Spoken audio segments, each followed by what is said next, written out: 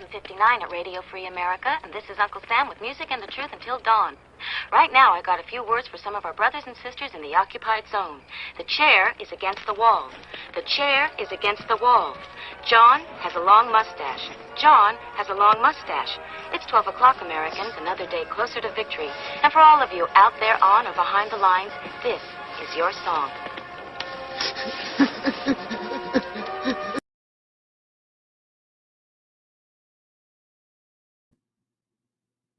And welcome everybody to our daily gun show. Come be live every weeknight at midnight Eastern, and we talk about guns. So we're taking a look at the description of the video, and we post some homework down there, some other stuff that is worth watching that's Second Amendment related. And let's see, we got we'll go for the bottom today. Got a story about the Mexican fisherman. Story that's been around for a while. There's a couple of videos out there that try to describe it.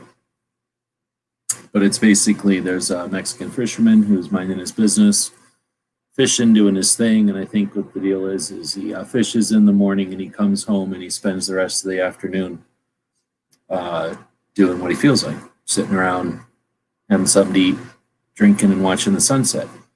And some businessman comes up and starts to scold him and tells him about how he should, that he's wasting his time and he could spend the rest of the day fishing and he'd make a lot more money.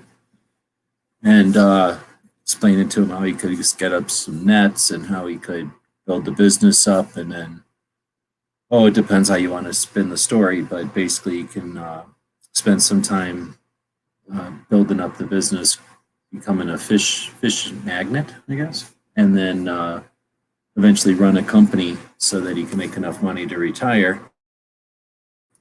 And then, of course, retire so that he can fish in the mornings and sit around in the afternoons, eat something to drink and eat something and watching the sunset as a retirement. So supposed to have 1-2 element to it, I guess. Think about what you're running the rat race for and then how you're running it, I guess. I don't know. There's lots of ways to take that story. Anyway, it's been around for a while, so I just threw that one out there. It's like I said, it showed up in my feed today, so posted it out there. We got the Daily Bullet. Pincus was on there. It was the first time they had somebody on for the second time, talking about 3D printing. Crump posted a video about his membership club, and you might go, what the hell are you doing that for? But it's part of the requirements to start your membership, like element or whatever, like piece of YouTube. You get offered it, and they have a bunch of requirements, and one of them is make a video that says what your membership club is going to be. So you have to do that step. So he did. Let's see. Then there was another one by Crump. He had a guy from Michigan on, just named Mike. I guess he does the thing called the Free State Podcast. Kind of interesting. Got another guy from Maryland. They talk about some gun shops and stuff. Let's see. We had the new What Guns Really Mean. I'm having to yawn. So What Guns Really Mean, that was a Black Guns Matter video. Maj posted a video yesterday I linked to where he was talking about the masks and stuff, but this one was more about it's kind of like him doing a photo shoot or something, and he's maybe talking to somebody doing an interview or something, and pretty interesting. And then they ask him what guns are all about, and he gives a pretty decent thought out answer. And then at the very end he says something too that's pretty good, so definitely worth watching that one all the way to the end. It's not short, it's a real short one too. It's like maybe a minute long. Next up, coming from the bottom, is Knife Strike. What about yawning? Holy crap. I should drink some coffee. Hold on.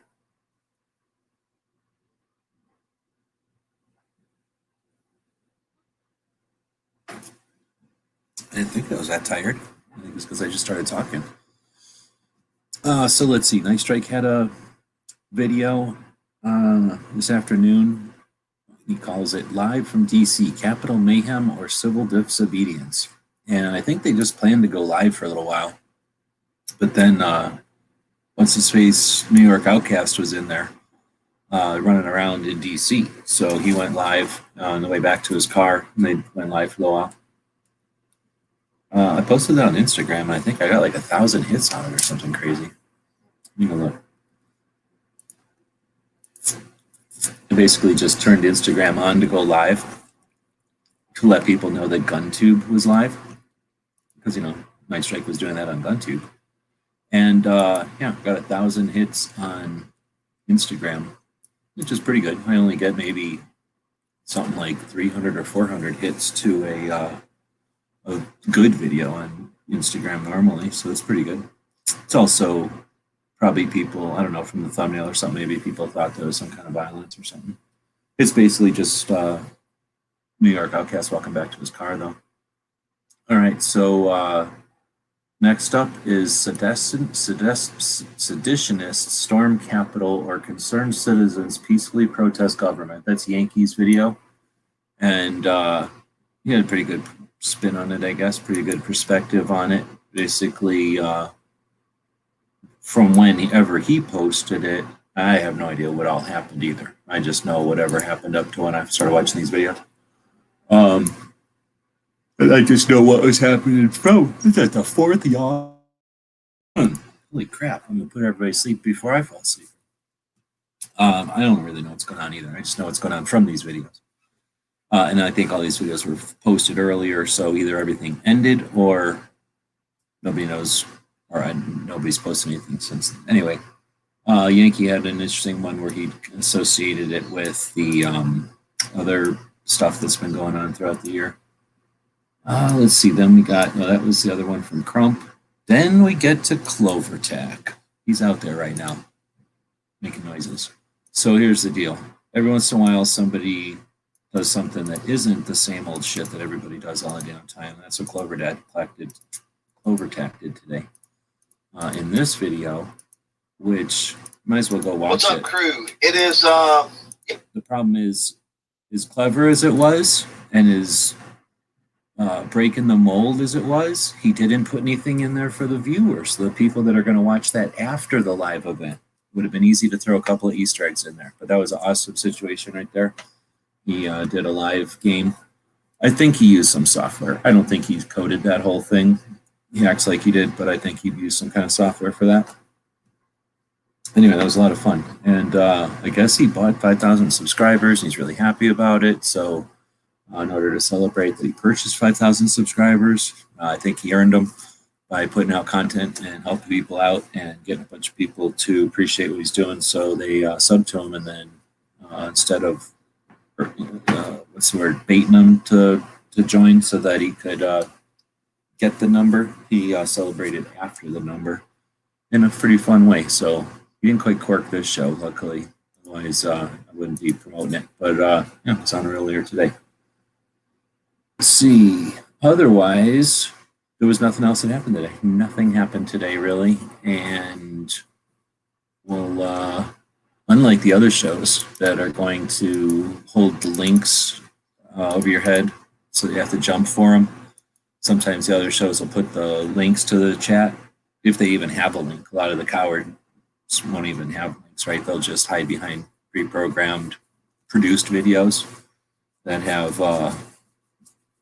highly scripted, sponsored content. No, this is plain old everyday real conversation. So we throw the link out there and just leave it there for you. You can just pick it up. Anybody can pick it up. Not like one of these things where we tie it to a string and then when you go to try to pick it up, we yank it from you. Oh, we almost got it. We yank it from you. Boom, just Clovertack. What's up? Not too much. We're going to be doing something a little different. It's because your show is different. So that means I have to take it up a notch and do something different also. Plus I was doing something anyway. But yeah, I just jumped in. Hopefully other people will jump in. Unfortunately, the one thing, even though I'm paying for the duck, right? I'm paying for this. You're not noticing it, but over there above Clovertack does a little thingy. And it could be this shitty duck. And that's when people are cheap and they don't pay for the duck and they just abuse Canada. Nope, not us. We pay for the duck over here. But here's the thing. You've been paying for the duck. I can't give CloverTech the ability to pull people out of the green room. What's up with that? Come on, Canada. Can't give us the ability to deem somebody a sub moderator or something at this point. I'm paying $25 a month. It's insane. Yep. Anyway, so thanks for jumping in. We'll see if anybody else jumps in. The link is out there. That's the link. When you click on that with your mouse or your pad or maybe your finger, then what happens is a bunch of stuff happens and you're in here. And then we talk about guns, right? And this is designed to be the evolution of the conversation. So when we repeat the same scenario or we repeat the same reactions to various scenarios, I believe we become a mechanism. If nothing else, we become boring.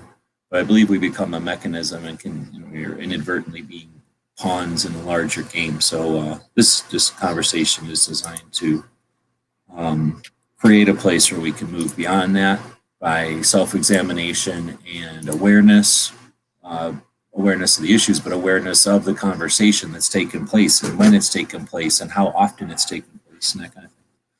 So erstwhile is saying 14-year-old, yeah, well, it's the day of, so can put as much significance on anything we want, but I think we've seen what happens when we place significance on things immediately, give things a chance to understand what they are or not. I don't really care. But this is the hybrid conversation. I'm going to add this to the stream, and I'm going to mute. You guys just start talking. I'm going to leave the green room to y'all. So basically, Clover and DJ will hopefully keep an eye on the private chat. If somebody jumps in here, uses the link that's provided, right? The opportunity to be part of a conversation just every single night for the last 1,253 nights. It's not really consistent. It's just 1,253 times we've been live on weeknights. And then there's the link. So click on it and we'll talk about stuff. I'm going to go to my phone over there.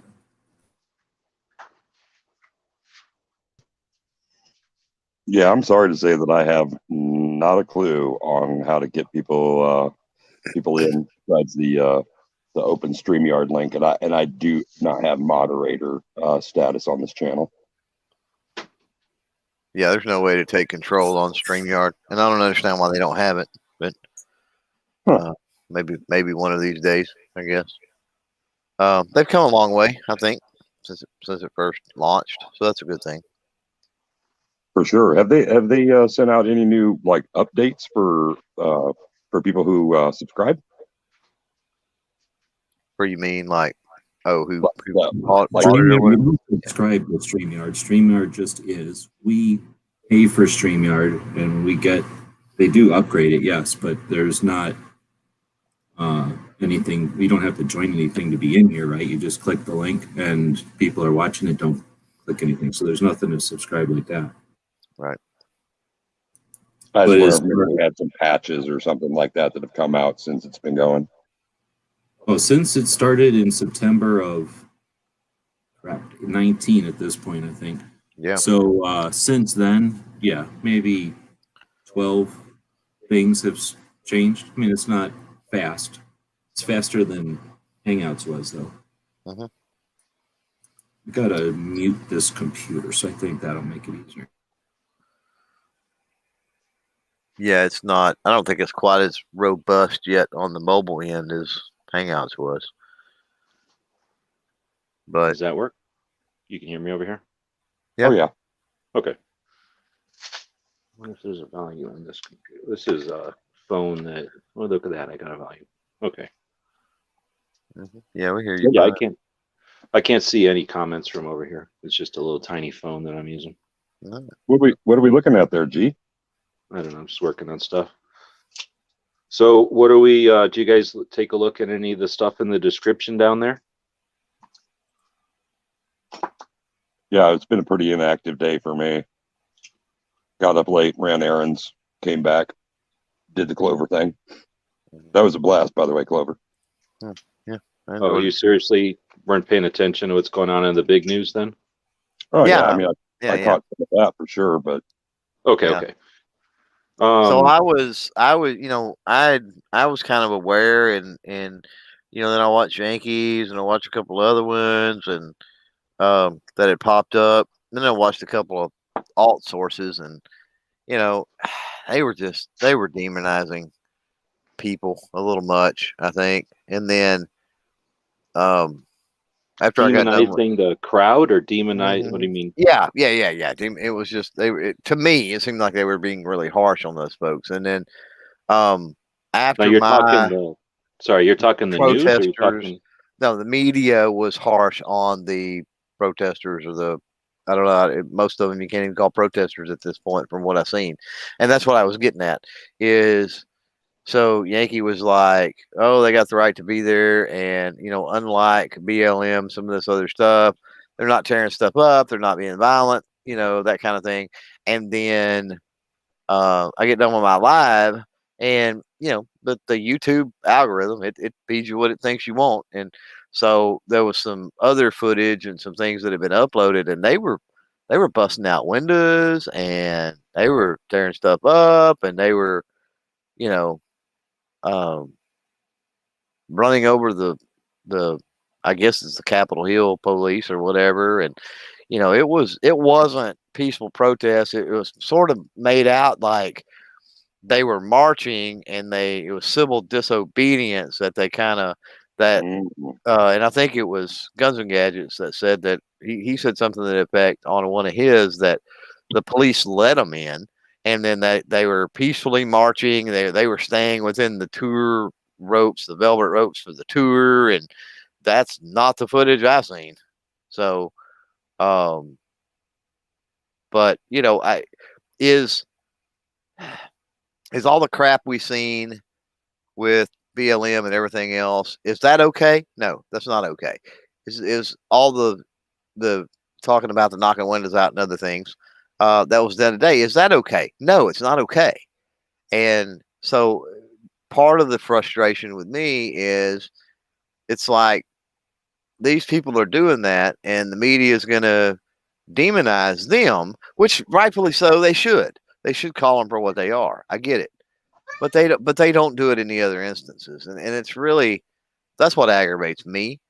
I'm a bit saddened that there was elements or people in all of that took it that far and went to those links.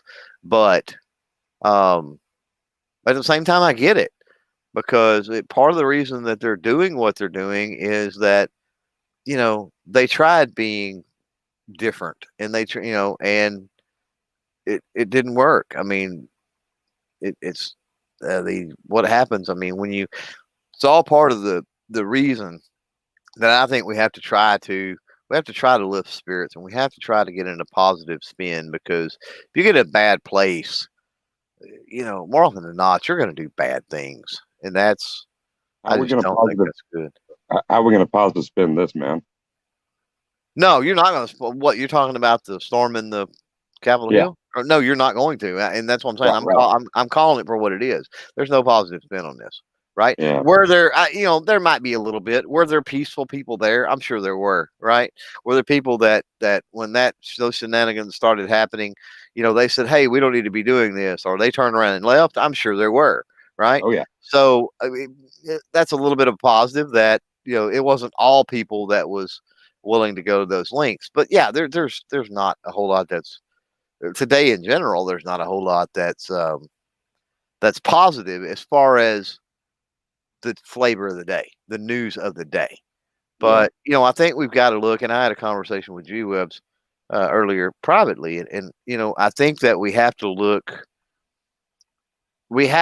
in at short term. We have to look a week down the road. We have to look a month down the road. We have to look 6 months down the road. We have to look a year, 2 years, 5 years. And we need to be able to do that at the same time. And then that way we can see patterns that potentially develop one way or another. And I think that gives us some positive movement. Sure. Because I mean, Sure. right now, and honestly, since the elections in November, there's just been such a hotbed of activity. And so if anything, now that this is all seemingly over, talking about this election stuff and everything, right? That's no longer a catalyst, right? So now maybe some people can buckle down and start focusing on some other things where they might actually get some traction, might actually make some headway, right? And the biggest thing is it's a hurry up and wait game. I mean, you know, until they put out something official and say they're going to do something. But I don't think that when you're talking about 2A, when you're talking about firearm owners, I don't know that what you've seen there. I don't know that it's that big of a black eye in that arena of things. You know, I don't know that it is. They're seeing it more like an alt-right thing, and we've made and it's evident by the way that the firearm owner, first-time firearm owner roles have grown in the last year. That we're a super. I hate the word diversity to an extent; it's overused, but we're a super diverse group of people. I mean, I had literally conversations today on totally unrelated project, I guess, but with every sex or gender, I guess you could say, sexual orientation, political spectrum, color of the rainbow, you name it, right? And all people within the firearm community, people of different types of thought, and so hopefully it gets seen ultimately for what it is, and there's not any retaliation or anything like that. And I honestly don't know why there would be, because the people that stormed and tore stuff up, busted out windows, they look like morons. So they're gonna get beat down in media and everything so much at this point anyway, that I don't know that we see retaliation because of it, quite honestly. And I'll quit talking for a minute. Is there anybody in the green room? Let me look. I don't see anybody, but I don't know that we can see people in the green room, G. Well, I don't believe we can. Guns and Barbecue. We can if they type in the chat. So yeah. So if you come into the stream, make sure you say something in the chat so we can see that. Yeah. There he is. Howdy, everybody. You guys can read the chat though, also then. So Mhm. they're probably seeing stuff out there. Yeah. Erstwhile wants to know what you're working on there. Some projects. It looks like castings. You're like trimming castings. But yeah, I think it was after today, I kind of saw that Hot Kettle Black came home to roost. What are you saying? Like Yankees position where everybody who is well, I don't know. The thing is, we're gonna not talk about the fucking thing today. Let's talk about how we talk about things in this chat, because you could go listen to any number of chats. I'm probably being corked right now by somebody who's just bitching about it, or scared, or complaining, or any of the other things you're allowed to do in a free society when something happens that bothers you. But since this is not my first time at the rodeo, as I say all the time, how do we talk about the conversation to move it on? Like, so Clover was talking about some conversations we had off air. I don't even know where we're at with off air and on air conversations anymore. But we know that stuff like this is going to happen, and we know going forward, this was not the last thing that's going to happen that's going to stress people out. It's not the last thing that's either going to be engineered or not. It's either going to work into their plans, or it's going to be their plan to screw us up or make us look bad as gun owners or whatever. So how do we get past the eventuality of either trying to, we got to probably, whatever the situation is, I'm not a therapist, but we're probably somewhere between being like good and, oh, that was bad, right? So they're messing with us. This works into their plans 100%. And I don't care if they manipulated it or not. If it works into their plans, they're benefiting from it. So the way that we change that, the way that we alter reality so that their best laid plans don't work, is by wising up, right, and being better than them. So how do as individuals we do something to change the situation so that it's not just a repeat, so that we don't do the same all the time?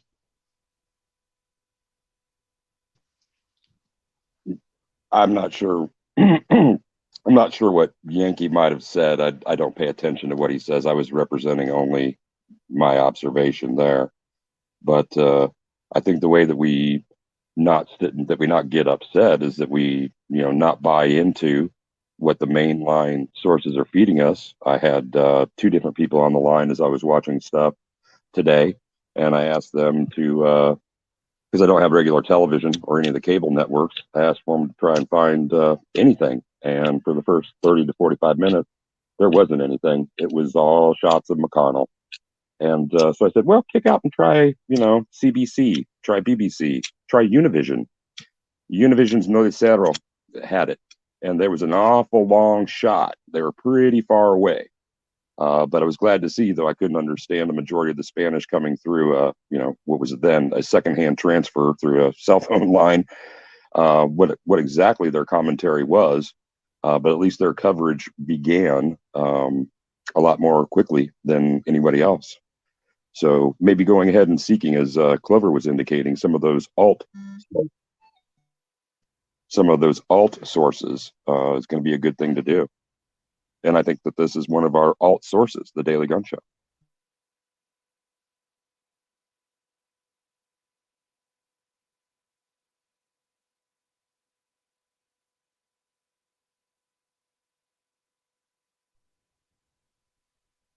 Barbecue, what do you think, man? How do we stay calm? How do we refocus? And how do we initiate de-stressing in the...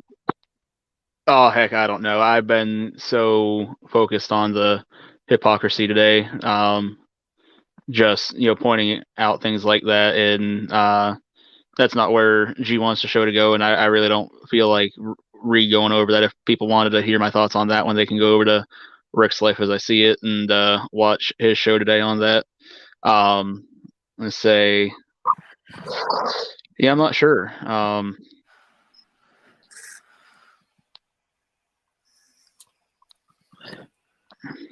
Yeah. Well, so Barbecue hangs out in all kinds of chats that I wouldn't even bother with. So how many chats have you been in today? And can you summarize what like the mindset is, or what the mindsets are, if there's a couple of the chats that you've been in today? Well, I only was actually on Rick's panel today. Actually, it's been another somewhat busy day for me, so I wasn't even able to do that much. Just like viewing chats. I caught Clover's 5,000 subscriber chat. I caught a couple other little oddball things. Tampa Carey had a couple videos out today. Who else? Yeah, I don't know. But I don't. I'm trying to see if I can sum up the chat from Rick's channel.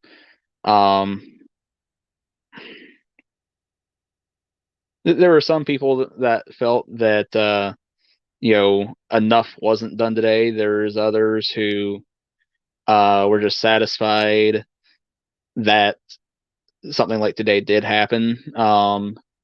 It seems that others feel that this is the ball set in motion to hopefully make a change in the long run.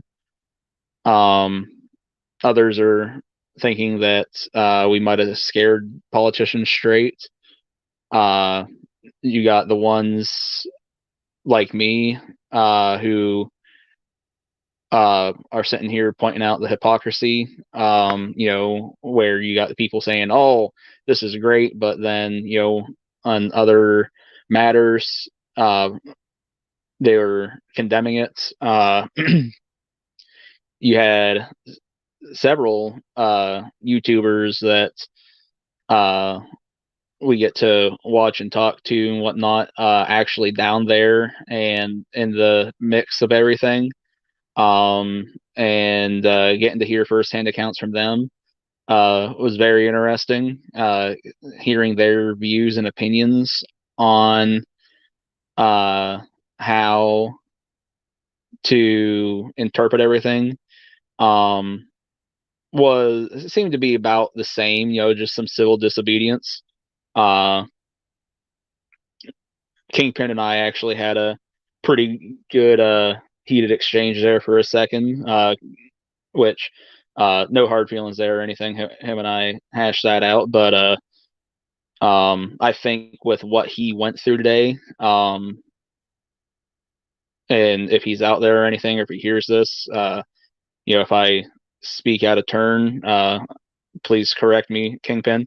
But I feel like with what he went through today, he has very strong feelings about what happened and how things went down. He was talking about how the police were actually the aggressors in all of this, macing and tear gassing people before anything had happened. He said he was, right at the front of everything. So, he's now dealing with, I don't want to say detoxing himself, but cleansing himself of all the tear gas and pepper spray and whatnot.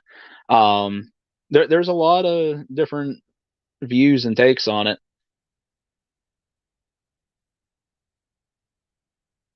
I was actually I'm really enjoying. Not enjoying is the wrong word, but I have a great appreciation for photojournalism, and some of the shots coming out that this afternoon, this evening, are incredibly poignant.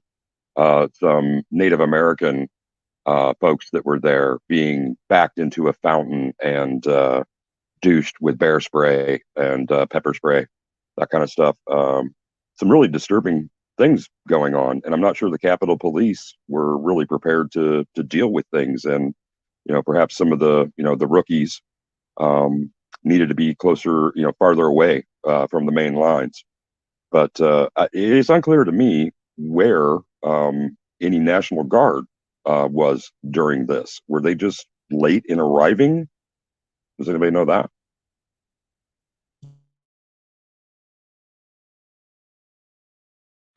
I have no idea. I heard that they were called in, but I'm not a fan on military force against civilians. Military force against civilians implies like we want your land and we're going to push you off of it when a bunch of people come up to a place that your job is to protect the place. Yeah, like Wounded Knee.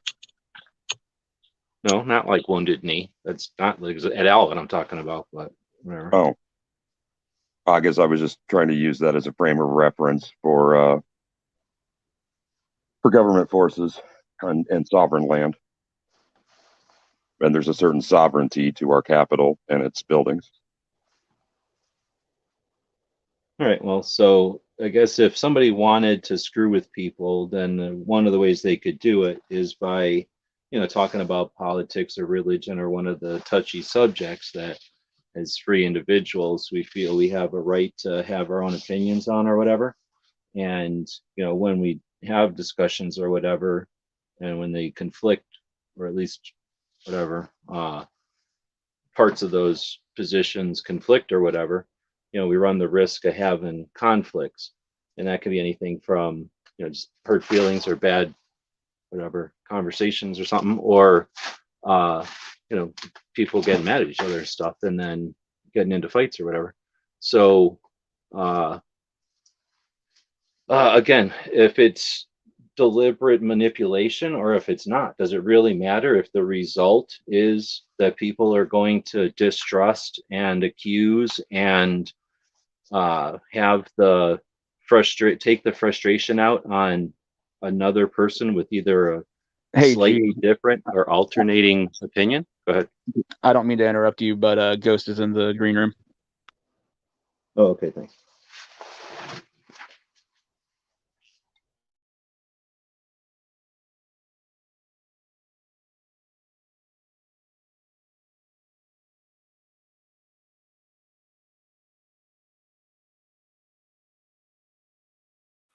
Got quiet.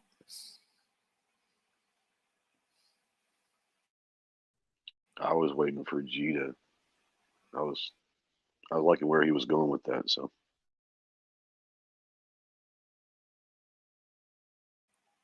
Oh, he had to walk to the other computer to let you in. So okay, right. I'm guessing that's what it was. Yeah. I was like, what happened? He kind of like stopped talking in the middle of things. Yeah. because he was going down a pretty interesting road there. I like kind of where he was going with it. Because I mean, Yeah. it is. It's one of those things where even within our own community, you know, and that's the beautiful thing about America is we're all allowed to have our own opinions. We're all allowed to voice our opinions, and we don't always have to agree. And the fact that we don't agree is not a bad thing. What I just want to throw my 2 cents in, but you know, it's just one of those things that really gets me is from the optics towards our community, our way of life. And if you just go search Washington, D.C., so I'm going to put and hit news. Every major news faction has headlines: armed Trump supporters storm Capitol building. It doesn't look good. You also hear all the time of the people that don't understand our way of life. They say, "Oh, they're just gun-toting people trying to overthrow the government," and they literally gave them that optic today. Now, I'm not saying it's a bad thing, but it's not going to help us. It's not going to help us. You don't think that the Democrats are not going to remember this? If there was a chance, even a slimmer of chance, that Biden returns to Delaware politics like he was back before he was with Obama, and becomes a moderate and really kind of goes away from what the Democratic Party line ticket was for the campaign, and doesn't really decide to come after guns as much as people think. Guys, we just handed it to them on a silver platter, and I'm all for freedom. I'm all for patriotism, but it does not look good towards our community today. It was a black eye on us today. We're gonna have to overcome this. We're gonna have to fight harder than we've ever fought over the next couple of years. That's just my opinion.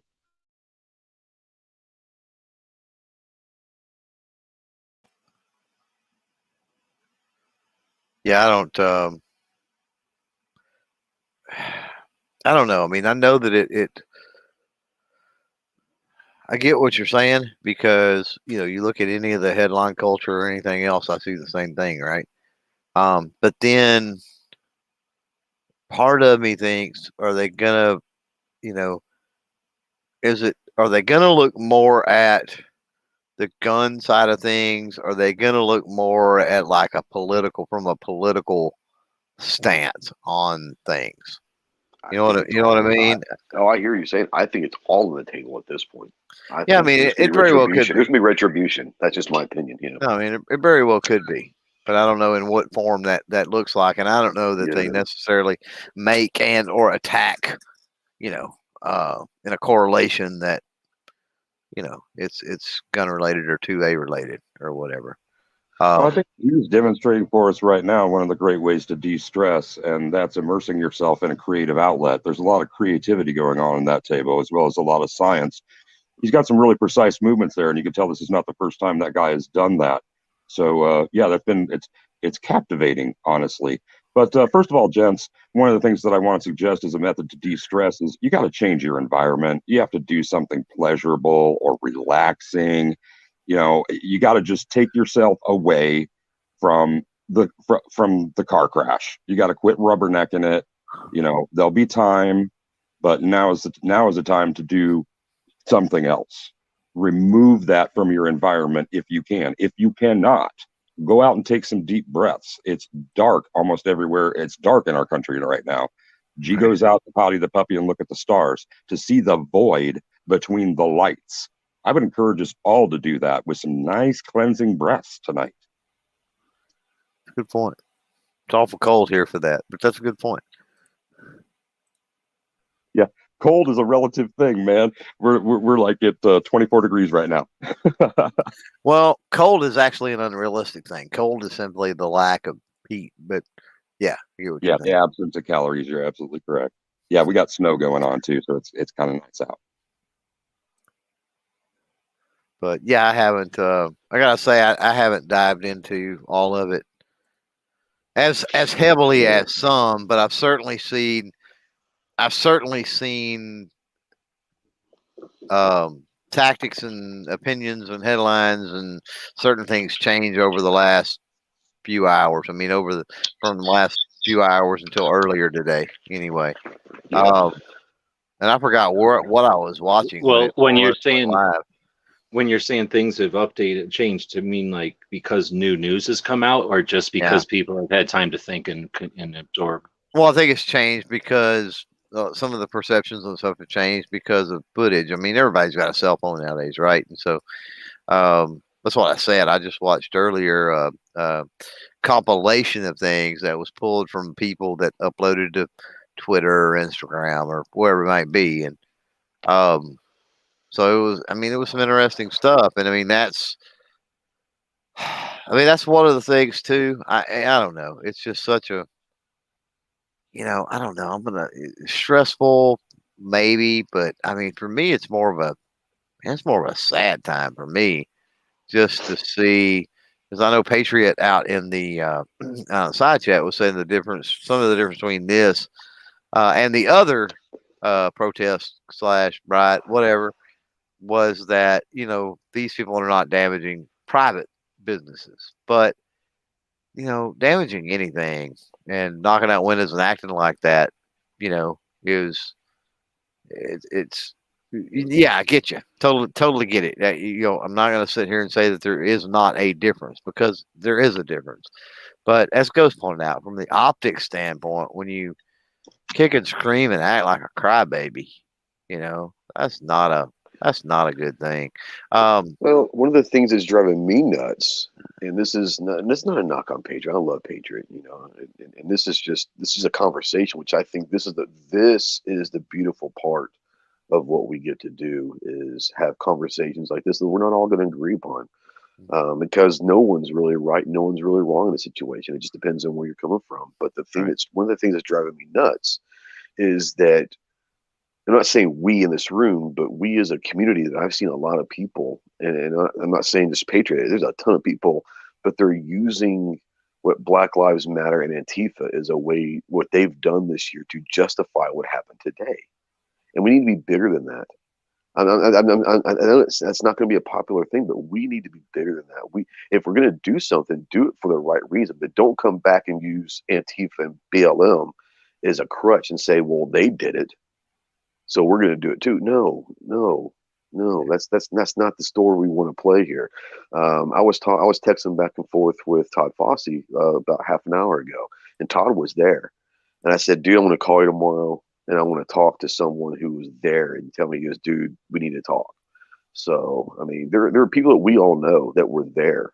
And to all accounts that I've heard, is if 90% of it, 95% of it was awesome. Apparently there was good food, there's good music, there was USA chants, there was a lot of positive vibes, just doing peaceful protesting. And then all hell broke loose, and there's differentiating stories on why that started. There was people saying there was Antifa there. There was, dressed up as others and all that, which wouldn't surprise me. And obviously some of our people, when I say our people, a two-way community, they jumped in on board when they see something happen. They're like, hell yeah, let's go. Let's take this hell or whatever. But, we just gotta be bigger than that. And I'm not trying to condemn anything that happened today. I'm not. I'm worried about what the optics are. The reality is what the optics are. The reality is what the media will make out of this, unfortunately. Yep. Yeah, you can have that's a point or whatever, but the media also has like a attention span and a memory that's pretty weak, and they've got a bunch of other stuff going on. So this is exactly important to us. It's important to us, but it's like news of the day, news of the week, right? So whenever the next thing comes along, they're going to have to, I guess, excuse everything he does. So, like before they could just blame Trump all the time. So now they have to change their thing. So yeah, we have no idea what's coming, but is this our first rodeo? So maybe a way to think about this is, we're all old compared to somebody who's just now, getting into the game or whatever, either age-wise or experience-wise. So what's something that this reminds you of? And I obviously it's different, but what's this most remind each of you of? I can't go one-to-one because it's a pain in the ass, but one at a time. What do you guys think? What are the people in the comments too? And feel free to acknowledge the people in the comments, but this has got to be an analogy to something, I suspect. What is there value in thinking about what this is similar to, so we can think about how that was handled, and if we handled it appropriately, and if we could handle that situation better? Is there an answer there? Not that there's an answer, but is there strategy there on how to approach going forward? Because this isn't the last thing. This isn't like, oh, okay, let's bring all hands on deck and calm everybody down because now it's over. This is like the first slap of a giant fight with Tyson or something, right? Like, this is nothing. So yeah, this was the first round bell for sure. There's no doubt about that. So how do we going forward, how do we look at this as, oh, this is just like, and then we can realize that we have a lot of hill. I mean, when you're at the bottom of that hill in Marine Boot and you're looking up and you got to go, all right, I've done this before. And you know what I mean? Like, what is this an analogy to that we've all dealt with, or that, I don't know if it's guns or, I'll shut up. What is this analogy? I don't know if it's anything that we dealt with, because I don't think anyone in this room was old enough. I wasn't even alive, but much less old enough to be a part of it or contribute to it. But I mean, I would have to imagine this is like the late 60s, when you're talking about, and you've got two roads of avenues. You've got Martin Luther King. We're talking about civil rights here and the protests that happened in the late 60s. But you've got the Martin Luther King that's more peaceful, and then you have Malcolm X, who was by any means necessary. Neither one of them were wrong. We also have the hippie revolution and No revolution in Vietnam and all. Yeah. But no one was wrong. It's just a different avenue to get there, get to the same point. It just depends on which way you like to follow. Yeah, and as long as we're in that era, the Black Panthers as well, same coast. Yeah. So I don't like I said, I don't know. I don't think I can remember of anything in my lifetime. I'm only 45, but in my lifetime where, I mean, there's always been protests and all of that, but I've never heard of the Capitol being stormed. You know what I'm saying? So I've never heard of this before. So I don't know what it equates to.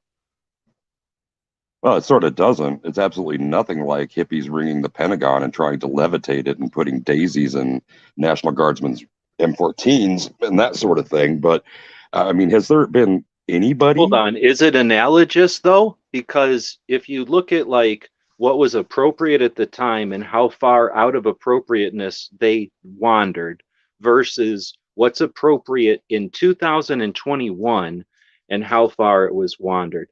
So are we going to fall into a fallacy of we're going to judge actions in 2021 to what actions happened when people wore ties and suit jackets to protest because it was just the norm at the time? I mean, we lived in a different world in the 60s before I was even born. Bob's saying it's not like the 60s, but I'm saying is the divergence from the norm a consistency. No, I think you're dead on. I mean, there is a new norm. There's a new norm than it was a year ago. I mean, we're all living in a new norm now, and I hate that term, but it is. It's a new norm. There's a new way of life than last year. So I mean, I get what you're saying, and I'm not trying to say that there is to the nth degree that we shouldn't be doing, or we should do this only if it's to this degree. I was just trying to say that I would analogize this to the civil rights movement, because there were people whose beliefs were so strong and tempers were so high on both sides of the fence of the topic. And there are people that truly believe the government was doing an injustice. The exact same thought process are going on today on both sides of the fence. And that's all I was trying to say. I'm not trying to say that the degree of what happened is bad or good, because you're right. It is a new norm. I was trying to figure out something that this equates to, but I don't think that there is, honestly, in my lifetime at least.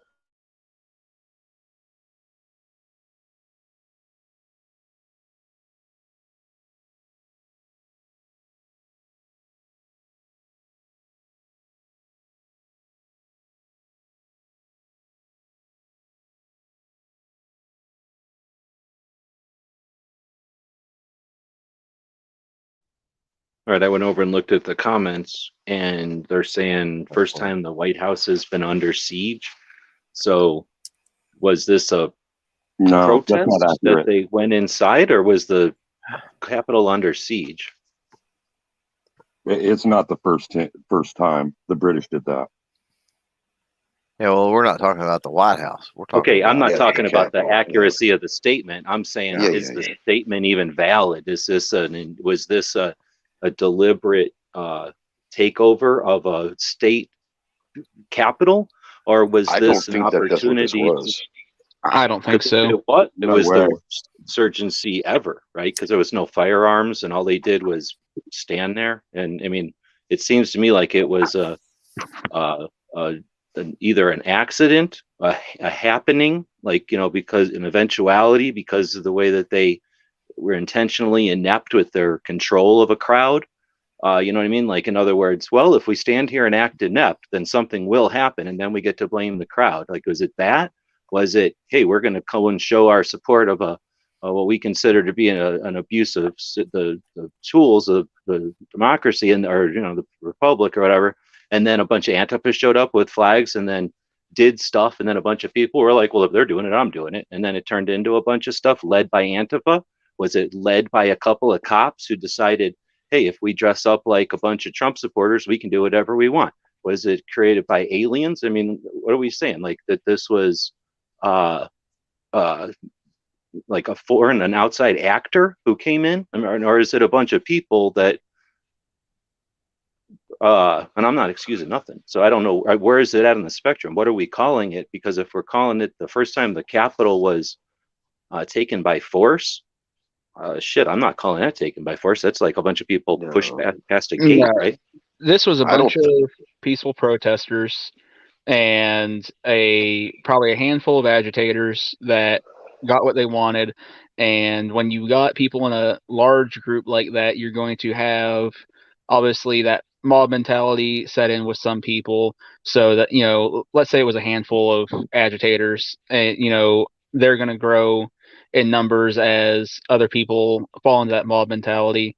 Obviously not everybody's going to, but then you have police force reacting to that.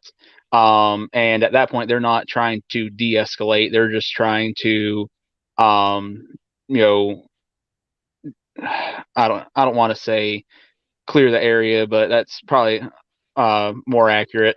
And like I said, if you listen to what Kingpin had said earlier in a chat, he said the police were the actual agitators from the get-go.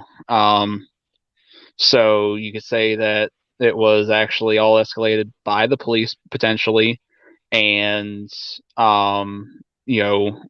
that maybe that agitated the people that were already there looking for a fight, and it escalated on both sides. But to say that the Capitol was under siege and this was a armed takeover or anything like that, that's absolutely blasphemous. I wasn't there, so I can't speculate on the details of it. But what I will say from the outside looking in, from everything that I've gathered, is kind of what Barbecue is saying. Is it started out, like I said, I'm talking to people that were on the ground there, and said for the most part it was awesome. It was a great thing, and then it turned really wrong really quickly. Who was involved with the agitation? I don't know. I can't speculate. I wasn't there, so I won't even attempt to do that. But it was agitated by someone or some group or some people. Whether or not it was intentional or not, who knows? Once again, don't know the facts, so I'm not going to do that. But it was definitely agitated, and it went crooked quickly. And it's like someone said, I don't know who it was, but someone said the mob mentality took over. And there were a lot of people that left and said, don't even want a part of this. We weren't here for this reason. Then you have a faction of it said, let's do this. And that's what's going to happen. You're going to have that when you have that many people there and emotions are running high and everything that's gone on. And it's just not from the election. It's everything that's gone on this past whole year. It's just, I think it just came to a head. And maybe that's a good thing. Maybe it's a bad thing. I don't know. Time will tell. But I will say that it got the ball rolling. Now, where the ball rolls to, who knows? But it got the ball rolling, and it led to us having conversations just like this. So ultimately, it's a good thing because we're at least able to have conversations and open our minds up to saying, we never thought something like this would happen, did we? Well, maybe we did. But what can we, like G said, what's the next step? Can we learn from this? What do we do from now on? It's just like everything else. Today happened, but what does tomorrow look like? And no one knows. And that's the cool thing about it is if this would have happened in China, they would have brought the tanks out and they would have ran over people. And yes, did it go maybe badly today? It probably did. But the beautiful thing about America is we don't have a government who's going to send the military out to shut us up. And that's a picture perfect, of what America is. We can have stuff like this. We can get past it. We can move forward. We just got to figure out what the right move is and when that move is to be made. And we won't know that till tomorrow or a week or a month later. We don't know. But the ball's rolling now, guys. It's all in our court. I tend to agree with you there, Ghost. I definitely want to wait a couple weeks before I make any judgment on what happened today, because that's what 2020 taught us, is that we sometimes don't have all the information until much, much after. I do want to have us consider, when the people broke into the building, what did many of them do? They pulled out their phones and they started taping stuff. Does social media have any blame here? What's that? Does social media have blame?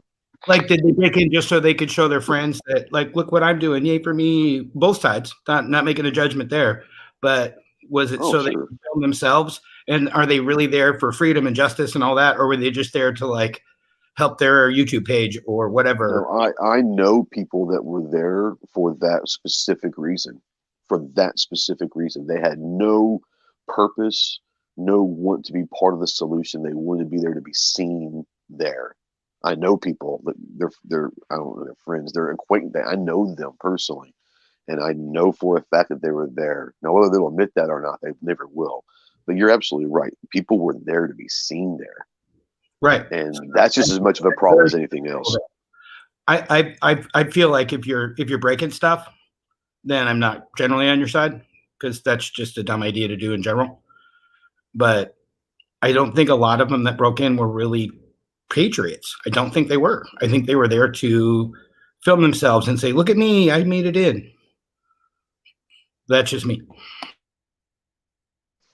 I would tend to agree. I think that sorry, go ahead, G. My bad. Well, the difference between, I don't know what they're saying in the chat anymore because I only look at it when I go over there, but they were saying before about the dates or whatever, and the difference, I think, or I was thinking about that, the difference between now and whenever period in the past is that there's photographs archiving it all now, and not like one or two photographers or official photographers that happen to get a good, interesting picture, but instead just blanketed with social media things. So the same way that one time I think in the Pistol Brace chat, we decided to try data mining some data from the past discussion periods that the ATF offered in prior years. Like, this is all recorded and exists, and we've got time on our side. And I've said the same thing before. We were having discussions before we went to the rally for a 2A rally in DC in 2019, that the media is probably going to suggest that we're either in smaller numbers or that we're violent or whatever they want to portray us as. But since there's cameras there, and not just a camera, not just NBC's camera where they decide to point it, but instead all those social media accounts and all that stuff that's literally there to be found, it's literally there to be found, then we've got it all. We've got the time on our side. We can take as much time, hopefully quickly, but as much time as necessary to data mine all that data, all those pictures, literally all the pictures, all the step-by-steps of what happened. And with all the resources we've got, this way that we can crowd fund projects, we can also timeshare, right? We can crowd effort towards getting work done, accomplished. So this is a potential This is an opportunity for, if they're going to spin it, like if they were going to spin the 2A rally, I was saying to people, hey, remember you got a camera there, keep filming, because however they're going to portray it, we'll have evidence to the contrary. Well, however they're going to portray this, or whatever Ghost's concerns were about how they're going to suggest this went down, or what it was for, or who did it, or whatever, we'll have the opportunity to go and get, even if the people aren't our allies, they've posted it on social platforms, so it's available to be used as an editorial, content. We'll have the opportunity, if we take it, if we want to evolve the fight, and we don't just want to be victims, and we don't just want to observe how we were maltreated.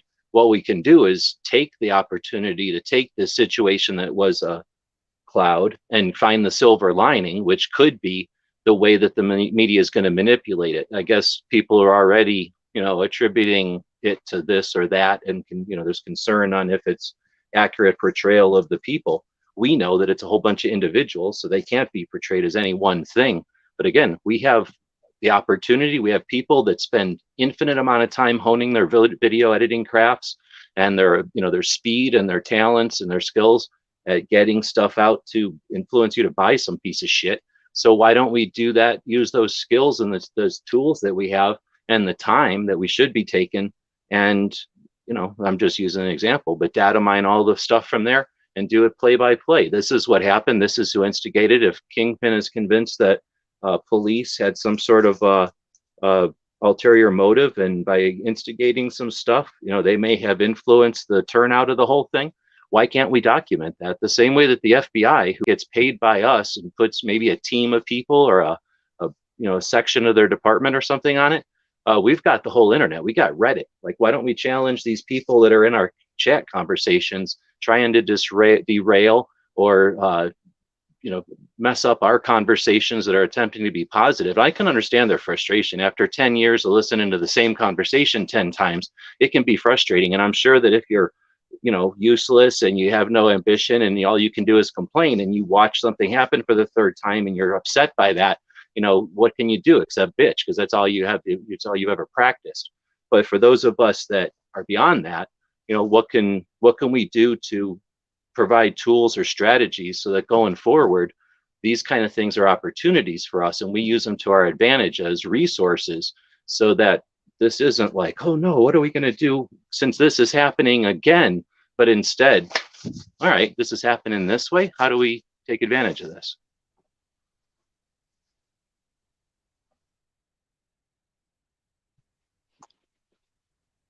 I mean, I think that I think what you just laid out is a perfect way to do it. It's going to take a group of people, though. I mean, it's going to be, data mining takes time, and that's the good thing about it is we don't want to rush into any judgment. We've got to wait until everything comes in, and yeah, if you see a social media post that shows something, even if it's doing something that we don't like, but in the background it shows a glimpse of something happening. I mean, it's one of those things where we're going to have to look at all the evidence. And I love the analogy that you use as the FBI. We need to be our own investigative team, our own investigative journalism team. And it's going to take some time. But I think that's an awesome thing to do, is to sit there and look at every post that we can and analyze every picture or video and say, not what's going on in front of the camera, what's going on in the background. Is there anything that we can pick up from any of this stuff? And like you said, do a time lapse of, a minute by minute, hour by hour, whatever it is, and kind of get an idea. Because like I said, you talk to 3 or 4 different people that were there, you're going to get 4 different stories of what happened.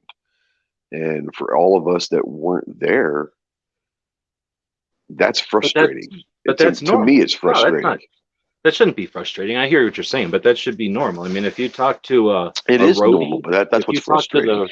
No, but if you talk to the roadie and you talk to the lead singer and you talk to a fan who his girlfriend broke up with him, and you talk to somebody who ran out of hot dogs at the vending thing and got fired for it, they're all going to have a different experience of that concert. Sure. So, if we talk to one person who has an experience over to the west side of the event and somebody has a different experience to the east side, that's two different cops. That's two different sets of environments. And, you know, if our person is this person walking up and talking to this person, do they know? Does this person know what this person's looking at behind them? So when this person says, hey, let's interact nicely, and then there's this big riot happening here, do you expect this person to be like, oh yeah, let's have this personal one-on-one conversation where I listen to you? And I mean, like, who knows what's going on? And I'm not suggesting anybody's at fault. I'm just saying we got a lot of chaotic stuff happening in a one-of-a-kind situation. Is that the time to draw conclusions about groups of people or occupations or intent? No, not at all. That's my whole point is we need to take the time to get every bit of information that we can get, and not to jump to conclusion just by talking to one or two or three different people. It's talk to 150 different people and take bits and pieces, because if you talk to 150 people or whatever, name a number, every single one was going to have a couple bits of their story that are all going to align. And like they say, you know, things aren't black and white. The truth is usually in the gray. And if you look at the gray of everyone's story, there's going to be a couple things that always stick out as conveniently accurate. You know, one of those things that everyone noticed this, everyone saw this. Well, we can take out what there else is saying, but if 150 people said, well, there was 4 guys in hoodies and masks that started instigating stuff, well, we can't speculate who it was, but at least we know now that there was 4 of them that started, or whatever that information might be. So yeah, I mean, like I said, we need to take our time, talk to as many people as we can that were actually boots on the ground, and kind of decipher the bullshit from everything else and say, okay, well, these guys, they're all saying different things, but every single person said that there are 4 guys in hoodies that walked to the front and started causing trouble, or whatever the situation would be. And at least we can start from there. Next step is let's find out who those 4 guys are. Just to be clear, you're making stuff like that up out of thin air, right? Absolutely, yeah. Oh, yeah. This is just an example. Yeah, an example of, if everyone says that one specific thing happened, then we can forget the rest of it and focus on the one thing that everyone seems to agree with, and then try to find out more information about that specific thing, and then we can move on to the outer levels. You know, that's just kind of what I was trying to say. Yeah, it's a pure example for sure. I couldn't agree more, Ghost. In my line of work in teaching, I read a lot of research, and the nerd term for what you're saying is triangulate your data. So get it from as many sources as possible, and whatever kernel of truth is in if it's a kernel of truth in a bunch of them, it's likely to be true. Not necessarily true, but more likely to be true. 100% agree. And so now there are 4 guys in black hoodies that might be sought as potential scapegoats. It's kind of weird to think that we're going to be able to, even by, consuming, purifying, and regurgitating data, that we're going to see any clear finger pointing that can be done with any degree, any certainty, or high degree of accuracy. But also why you expect it. So that's an opportunity to sit there scrutinizing it, and all the time to go, and what would be the point of this anyway? Because what are we really going to know, and all that. So, because that's really what they're trying to play here, is everybody off each other, right? That's all I'm trying to do, is try to understand, let the people understand. Let's see how to describe it. Just, wouldn't the overall goal here be to not be distracted by what is being attempted here? What's being attempted here isn't like, I have a position and I'm going to force it on you. I suspect what's being attempted here is, we're going to onslaught this nation or this world or whatever's going on, with just inundate it with stuff. So how do we react to that? Run around in a panic and react to everything as if we got all the time in the world? Or do we just start rolling with the punches and like, okay, because we know that it's going to keep coming? Yeah, exactly. I mean, I'm just throwing it. No, I hear what you're saying, and I think that, there's a lot to that, because there is a lot that's never going to be answered ever. probably 99% of this will never be answered. But if we continue to just take the word for whoever we get our news sources from, then nothing has changed. Then all of this was for naught. So if we're going to do anything positive out of this, is like you said, from a media or social media or whatever side you want to take, it's let's rethink a strategy here. And instead of just trusting certain people or certain news outlets or whatever to whatever they say is what I'm going to believe, you know, we've been talking about this for years and from different subjects, but we've got to question everything. And if this maybe gives us an opportunity to reconfigure how we go about obtaining information, analyzing information, and then coming up with a plausible reason why, we're never going to find out what happened. We're never going to. There's going to, no matter who you talk to, there's going to be that many different stories. What we know happened today is a peaceful protest turned ugly, and it's now a black eye on a lot of different groups, including our country as a whole. If we don't think that there are countries outside of here looking at the news today, laughing at us, then we're crazy. We're absolutely crazy. There are people saying, there have been people who've been laughing at America for years, going, these people don't, they just, it's quote unquote, you know, the hashtag first world problems. But what we don't understand is as much as people understand that freedom is great, freedom is always the idea of America and of freedom is always evolving. And something like this always needs to happen. We always need to question our government. We need to not just take what we hear from the media or we hear online as gospel. And maybe, like I said, the ball's rolling now. The ball's in our court. What we do with it is up to us. But maybe the best thing that happened from this is that we reconfigure how we're thinking as a country. And who knows? I don't know if it's going to work. There you not, go. There you might. go. Yep.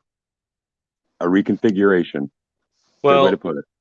Awareness. So, yeah, I mean, I don't think I hear what you're saying. I don't know what the definition of reconfiguration, but I agree with your sentiment completely. Is just like DJ that this is an opportunity for us to decide if we're going to take everything on face value and have a debate like, okay, let's sit down and have a debate about it, or if we're going to be able to roll with punches and you know, understand and move on. I don't know. I guess I just turned it into what I just said before, but I agree with what you're saying there that it's an opportunity. I guess for filter, for how to decide how to filter. Yeah, that's another way of saying it. That's a good way of saying it. Yeah, to filter information. Absolutely. Yeah, because I don't believe for a minute that that Buffalo Man showed up to be, you know, to end up where he did. And he may have wanted to be a poster boy of sorts, and of course that became a self-fulfilling prophecy for him. But did he show up to cause trouble? Not in any significant way. You know, I don't think that anybody showed up to cause trouble in any significant way. I 100% disagree with that statement. Okay, roll it. I think that guy totally wanted to try to get in there so he could become a meme and internet famous. Okay. But do you think he was going to get it? He thought he was going to get inside anywhere before he actually did? Doesn't matter. You back in the olden days, if you were going to dress up in a buffalo head and weird stuff, then you were weird. You weren't like some dude who's already on Instagram and doing your thing and then just decided to wear that outfit that day. Back in my day, if you were weird, you were legit weird and you didn't have some weird agenda. Yeah. Oh, no, I think he's legit weird. I just don't think he thought he was going to end up on the floor posing. Oh, I don't think so. No way. That guy looks engineered. Nothing about that guy doesn't look engineered to me. Yeah. No, I don't think he thought he could make it in, but he definitely came there to be noticed. Oh, for sure. 100%. Was it Ghost that said it? With Ghost or whoever said it, like it's that guy was going there to be on Instagram. Yes, that's exactly the point. He's like, oh shit, I got the opportunity to get this picture, you know? Yeah. So is this an opportunity for us to condone anything that happens because of the color of the crap that they're flying, or the reason for the protest that turned into whatever they're going to call not a riot, even though it broke stuff and entered private property and conflicted with people who are employed to protect property? Well, technically it's public property, but no, the sentiment, I hear what you're saying. I don't get that at all. I mean, I would love to be able to just walk into like evidence rooms and the Smithsonian's vault. That's public property, but in no way does I ever assume that I can just walk in there. Like, I think it'd be interesting to walk in a nuclear plant, but I'm pretty sure I can't walk in there. I don't know if that's public property, but you know what I'm saying? I don't get that public property business. Like, well, it's public property when you're on a tour, maybe, and like you've paid for the admittance, but no, I'm pretty sure that's some dude's home while he's getting paid by us. That'd be like walking into our barracks and being like, oh, this is public property, so I'm just going to come in here and sit down and maybe take a selfie.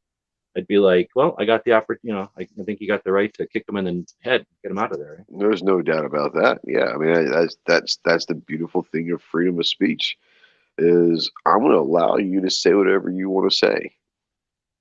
But there's a caveat to that. You better be able to handle the repercussions of what you say or do, because I'm going to give you the right to say it. Just like I have no problem with someone, I shouldn't say it. I 100% agree with the right for someone to burn the flag. 100% agree with the fact that they have the right to burn the flag. And I'm going to let you burn your flag. And then I'm going to beat the bloody piss out of you when you get done with it. So if you can handle that, go ahead and burn that flag. You have that right, but I have the right to beat your ass after it's over with. And the government can arrest you for that. You don't. You have the right to go to jail for that. That's fine. That's fine. But I have the right to do it. Involved in that. You don't. You don't have the right at all to do that. Anybody can do whatever they want with their property. We don't live in fascism. There's no consequence. I have every right to beat his ass. That's my self-expression. If I can handle it, because it happens which is one of those is going to jail. No, it isn't. They're not going to put me on a firing line for beating someone's ass. Assault is not a right. You will. If you beat him to death, you will. If you beat him into cripples, I didn't say I was going to beat him to death. I didn't say I was going to kill the guy. I said I have the right to beat his ass if I can handle the repercussions of what comes after that myself. And you'll get sent right back out because of COVID. They won't keep you in jail.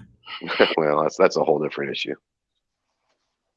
I don't know that it's healthy to think that we have the right to assault someone. No, there's no right to assault anybody.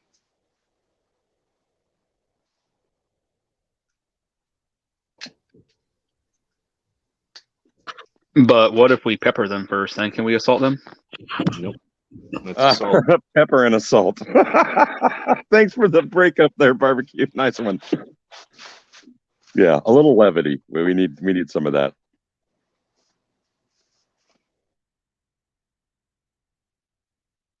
Hey, I'm just saying those are two of my favorite seasonings when I'm barbecuing any beef. So yeah, reminds me of a meme that I saw that was a salt shaker and a 9-volt battery walking together. No caption.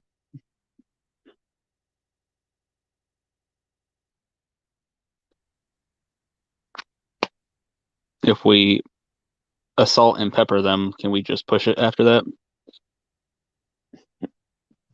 All right, I'm done with salt and pepper jokes. I'm sorry. Just push it, man. Just push it. Push it real good.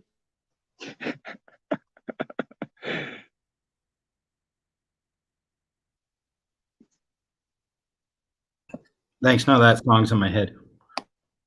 You're welcome. Oh, Clover got Shoop stuck in mine the other day. Jeez. Yeah, pass on both. I'm going to go with something. Kind of a salt and pepper dangerous duo there. Aren't they the ones that have a line in one of their songs where they're running with their Glocks with the safety off? I'm out. Yeah. I don't know. Do they? That's an interesting comment that they just said their 2A job didn't get any easier today. But that's great. That's okay. That's not a problem. Yeah, and once again, it comes down to is we're gonna have to fight, you know. And now it's become, I think, for some people, it's become a reality that said, "Oh snap! Like this is really gonna happen." And I am a believer. I do believe that they're going to throw any political agenda that they're going to throw 1,000 things at the wall and see what sticks, especially towards guns. And you know what? Bring it on, because and G'll say he's been around this fight much longer than most of us have, and and I agree with him. He's going to sit there and say, hey, sometimes it takes something like this to get woke, as people say, to wake up and realize that we do have a fight on our side. The ones that are scared of that fight, that's cool. That's fine.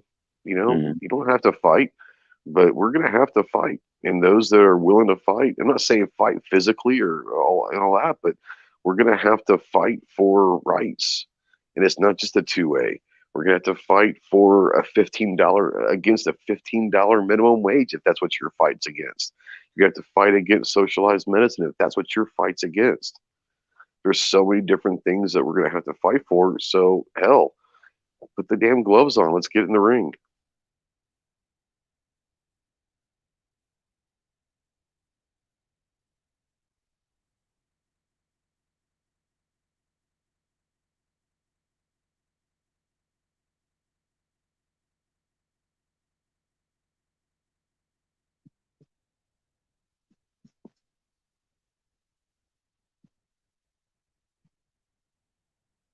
Gee, I came in late. What are you making there? A Smeggy Army? A restaurant full of hot dog sandwiches.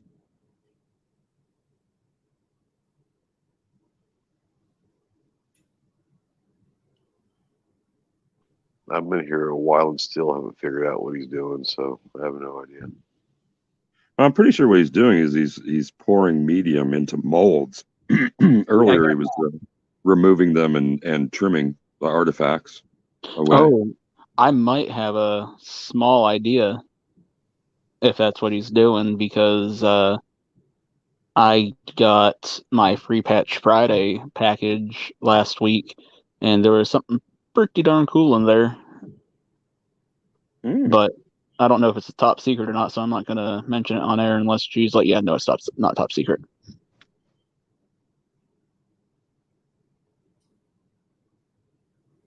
Silence is assent. Zip it. I think silence is consent. You have to tell us now. This stuff takes 2 minutes to enact, so whatever.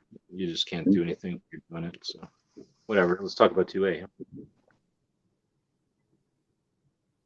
You know what we should do at the end of the chat tonight, G, is another 2-way minute drill.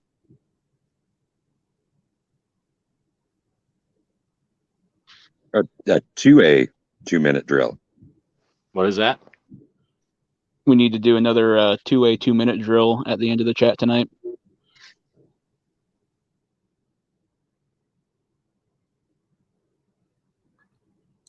I must be missing something. What's that? It was a week or so ago. I think Walt might have been on here, Clover maybe. Myself, DJ G. If I'm forgetting anybody, I do apologize. But we just kind of brainstormed a bunch of different 2-way stuff. It kind of fed off of one person to another, and we kind of just went around for 2 minutes, coming up with a bunch of 2-way stuff. It was actually pretty good little exercise. Brainstorming, always a good thing.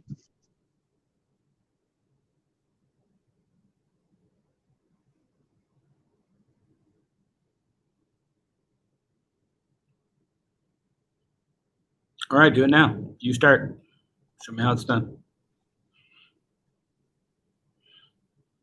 That's the problem. I don't remember exactly how we started. It's up to you now. I would would call say you out to get it going, man. Don't stutter and fall. I'm just going to have to hand in my 2-way card right now. I apologize, everybody. Okay, well, we started out talking about things like how do we reduce this stress? How do we do whatever? So it's not terribly 2A, but let's save that 2A 2-minute drill for the end, like you proposed. Hold on, there we go, right there. How do we reduce the stress with 2A?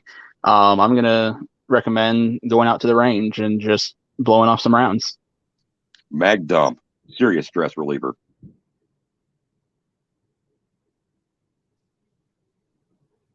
I'm going to go with walk away from it for a few days. Very good. I'm going to say perhaps do a journal entry. What were you doing? What were you doing today? What do you hope to be doing tomorrow? And what will you never do? Make a list of things you want to do in the next so many period of time, months, years, doesn't matter. Goal setting, definitely. Yeah, a list, and then take those things on the list, and then the next time make up the steps to do each one. So if you do one, leave some space because there might be 3 or 4 steps you need to do in order to accomplish that. It's called chunking. For sure. Got anything, Ghost? Go buy guns. You don't need to solve everything either. When you guys talk about making lists and stuff, you just have to get in the habit of incrementally accomplishing things, and then it feeds on itself. You don't have to go from 0 to hero. You don't have to start with nothing and solve it. You don't have to, like, you know what I mean? You can work your way into it, and at the same time try different things to see what idea or whatever works best or works into your situation. Yeah, it's one of those where I'm probably a lot different than people think I'm weird, but I enjoy cleaning guns, so I'd probably just that's just go clean some guns. That is some Zen stuff, man. Absolutely. And hey, Enrique Sonora wants to say that journal entry sounds great, and buy a 2A book from John Lott, which is something I did last week. Yeah, I'm so far behind on that. I got like 6 of them now. I've only read the first one. My problem is when I read something like Lott, and I'm not saying he's anything less than great, but when he makes a claim, I have to go look up that study he's talking about. So it takes me like a month to read one book, which is good because then I really understand the book. But I don't trust anybody when they're quoting things. I have to look it up. Yeah, no doubt, man. And you've got like dossiers on, so much stuff. I imagine that you've got like 3 file cabinets full of all your reference material because you dig deep, man. And you've talked about how your academic, research and study has influenced that. So yeah, man, I think, people could float a lot of stuff your way and have you confirm or deny with good cause. So yeah, that's righteous. Take somebody new to the range that has already shown a genuine interest, not somebody that you're just trying to bring to being pro gun or 2A, but somebody that has come to you and said, hey, can we go sometime? And perhaps you just haven't had the time, get them to the range and experience their joy of possibly shooting for the first time. Yeah.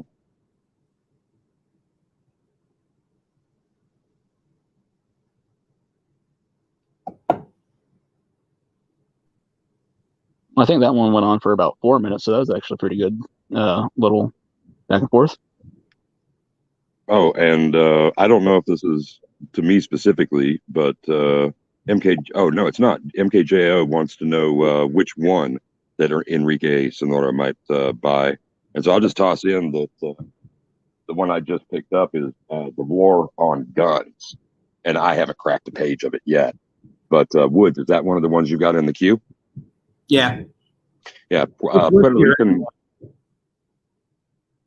I have to look up the original one. I don't have it right here anymore. Right on. And the Puerto Rican pistolero, I'm losing his first name. Rollo is Rolando. There we go. Rollo has been shortened. He said that that and another title in that chat that I posted to were both really good selections. Hard for me to imagine that they wouldn't be. But yeah, so there's at least one other person that we are recognizing as hardcore 2A right now. We think that's a great idea too. So yeah, Enrique and MKJO, definitely pick up some John Lott. Yeah, More Guns, Less Crime being the first one, 1998. Mm-hmm. Yep. I had the 3rd edition of that. which I think was like 2003 or something like that. Came pretty late. Yeah, I think mine's actually a 2008 version because there's newer stuff in it. Like he added to it, and then he tells you what he added since then. Yep. Reference like in the last 10 years, these are the things that changed. And what I like about Lott is there's a couple places he's like, then I looked up and this one was wrong. It was a little bit misled by this data. Here's the real data now. Yeah. And that's what great researchers do. They'll admit when they're wrong. Or if you go to the conclusion, like if you're reading a study, if you go to the conclusions, they'll tell you the limitations of their study, saying this study only affects, outfielders in the American League that are left-handed. Doesn't matter anything else. Started to use a sports metaphor for not sports guys, but they'll tell you what the limitations are, and that makes them credible people because they won't say that it applies to everything. Right. Too broad a stroke. Right. And good research is going to be very narrow, and then they would want another researcher to come up and take that idea and move it just a little bit over, but just trying to find the same answer or looking at the same question. The answer is the wrong thing. And then keep in mind, science never proved anything. It disproves things all of the time. Right. Yeah. If then statements help us to establish that. Absolutely. Right. And there's a difference between correlational data and causal data. Mm-hmm. Causal data. That you could say things highly correlated. It doesn't mean it causes it. Other things are affecting it. Yeah. Causal relationships are really hard to draw down to their root. Well, you have to have a control group, and you have to have the design of the study is the biggest piece of that. Yeah, thank God for the double blind, eh? Yeah, if you don't have something pretty similar to that, at least quasi-experimental design, you can't make a cause and effect statement. That's one of my least favorite things when I'm reading research is they'll make a cause and effect statement, then I read the thing and they're using correlational data and making that claim, and then I'm like, well, that's dumb, that's wrong. Yeah. I'm not going to believe too much what more you have to say. I read it in educational stuff all the time. At best, it's misguided, and at worst, it's just abuse. But like Walt was saying that one day, that's the function of peer review. So if you're going through a peer review, people, they already did that. Yeah, that's why reading, peer journals is one of the best sources for that kind of thing. You just can't go with, any old thing. Well, and even within those, there's different versions of those journals, Tier 1, Tier 2, and Tier 3. So Tier 3 is like 40% of the things that get offered to them they're going to publish, and a Tier 1 is maybe 10. So the Tier 1, the best and the brightest in the country in that field are the ones that are telling you, whereas the Tier 3, they're still very good and they're working their way up to that, but they're probably not that level of researcher. Yeah.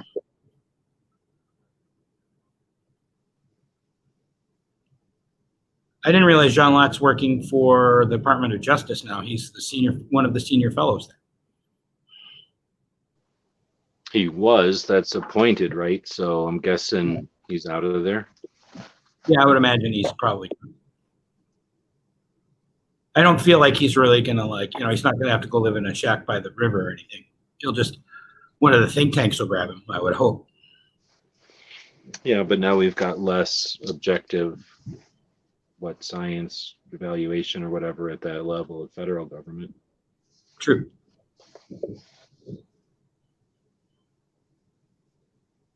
So Woods, I'm unfamiliar, but is it common then for, say, I understand Tier 1, 2, 3 in research schools, research universities. So is that a parallel? Is there a parallel to be drawn there for the kind of peer review that you're referring to? Well, there's no Tier 1 journal that's just gun stuff, right? There's crime and statistics. There's one that's really good, but they're more talking guns will come into it as something else they're looking for, guns used by bad guys that are in gangs, right? And then the researchers will look that data set up. It'd be interesting. I need to find out if I can find any. But then the research journal, by its definition, wouldn't be pro 2A or anti 2A. It would just be a thing. Because if you're pro 2A, then you're probably not an objective journal anymore. You follow me? If you're pro anything, you're pro unicorns. Doesn't matter.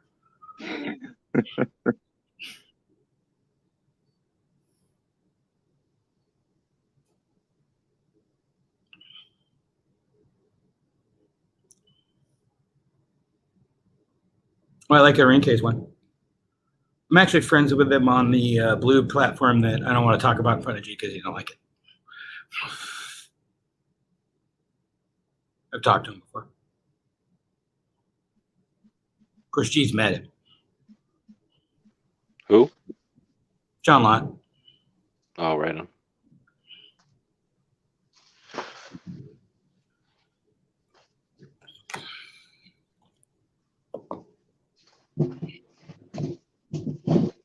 All right. Well, so I guess people are jumping out now. I don't know how many people are still out there watching or what, but obviously the intent of the show is not to dwell on or just perpetuate the same old conversation of the day based on what the media wants us to focus on, but at the same time being aware that whatever happens in the world is influential on everything. So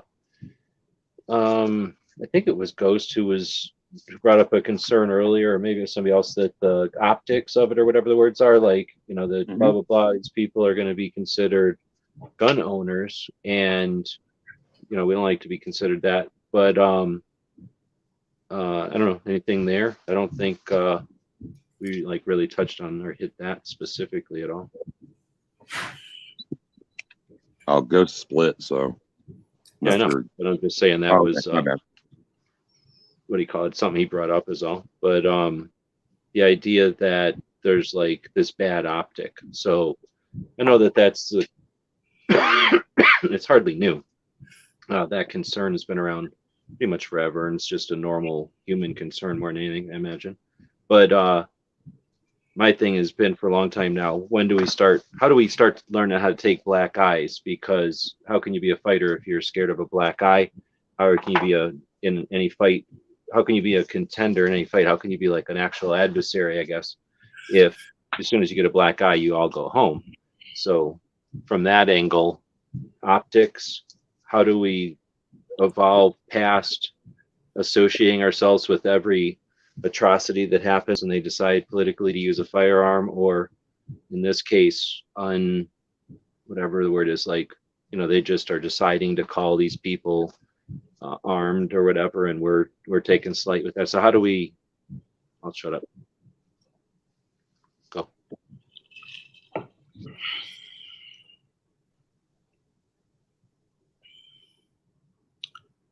I'll take a stab at it. I think we have to speak up against things that we don't agree with. That I'm probably in the minority. I don't agree. I think it's a terrible thing they broke into a federal building. You don't do that. That's not what adults do. That's not how that works. But what do you guys think?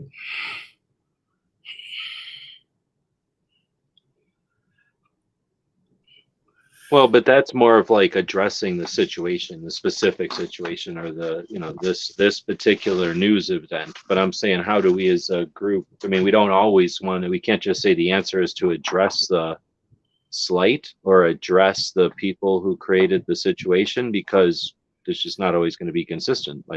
Some elements of this are unknown, and the media is just deciding to call them armed, whatever, as if that gun owners had something to do with it. And then anyway, I'll shut up. I think we just have to stay vocal. I think pointing out some of the hypocrisies from one side to the other, because while right now they're saying armed, whatever the heck, storm the Capitol building and all this, one, in the videos that I saw, I didn't see anybody that was armed. I'm sure there's people concealed carrying and whatnot, but it's not like people were storming in there, guns a-blazing. And when we have those conversations, let the people that are wanting to label us and lump us in there have their say. Let them sit there and make the argument, and then we can counter them with facts. And like I said, in this case, I think pointing out their hypocrisy Can play into that too. But with that, we got to do it on both sides.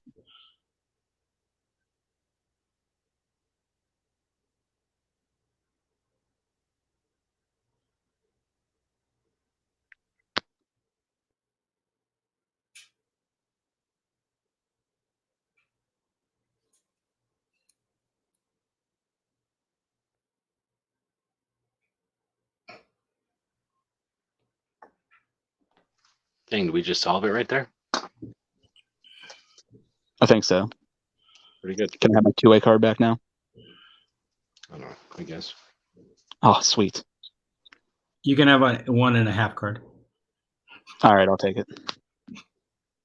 So you have free speech and you can look at guns. Did you have a hard bargain there, Woods? He has the free speech to talk about guns, but that. Yeah.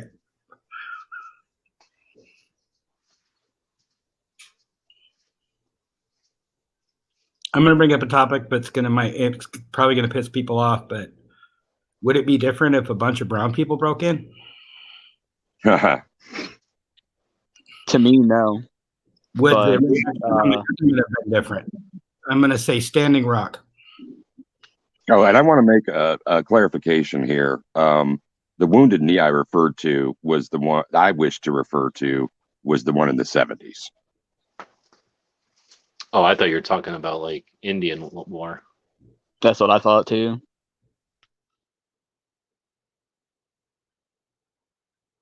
Because since I work for a tribal school, that's all I heard all day long. But many of the people I work with are indigenous people.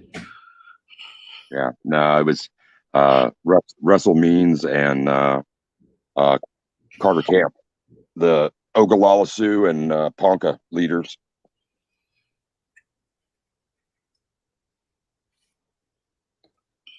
Yeah, to me, it wouldn't make a difference. I would view it the same. But media-wise, I think there could be a different spin. Police response, I think, would have been different as well. And I guess I'm not sure. It's kind of hard to even imagine Woods because I don't think there would probably be a lot of melanin-rich folks who would have been there in support of what was going on before they would have been supportive of something that ended up happening. Hard to imagine.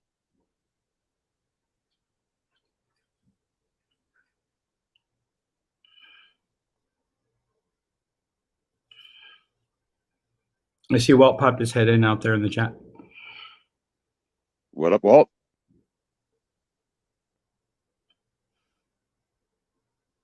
If he was really 2A, he'd be in here. Chop, chop. With a quickness. If you are in here, make sure to just comment something back in the green room so we know. That way we can let G know. Well, I'm feeling him. I have the same problem sometimes that I'm sitting in a room with my asleep wife and I probably shouldn't start talking. So I'm going to give him a pass. Gotcha. Yeah, his setup is right there in the bedroom, so he's probably got his headset on. But I'll give you your other half of your A for the good heckle because I'm kind of proud of you. Thanks, I appreciate it. Not your own guns again now. I'm a teacher. I get to grade people. Do I get a star on my paper too, or just smiley face? Oh, well, now you're pushing it. Well, I mean, stars, come on. Yeah, gold star seeker. Apple polisher.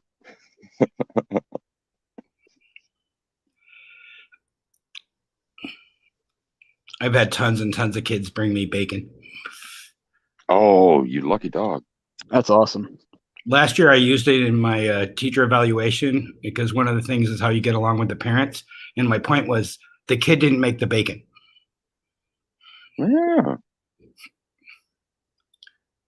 One year at parent-teacher conferences, I brought my mom hush puppies.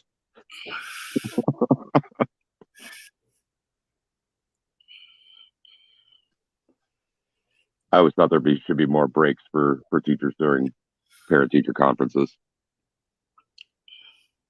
Yeah, that could be a whole chat on its own. Just the parent-teacher conferences stories. Yeah, no doubt. And I work behavior disorder, so that's wholly different. Yeah. I don't meet the greatest parents ever. Hmm. Some are great. Some you want to shake.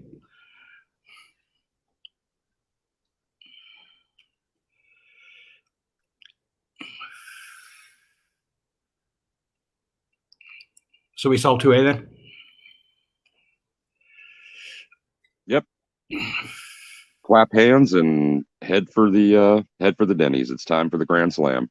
All around, I'm buying. But hey, Woods, in some industry news, and sit tight and listen keenly because this is shotgun stuff. New thumbhole models on Savage Stevens 320 pump guns. They actually are introducing a turkey in 12 and 20 gauge, and 2 security models with 18.5 inches.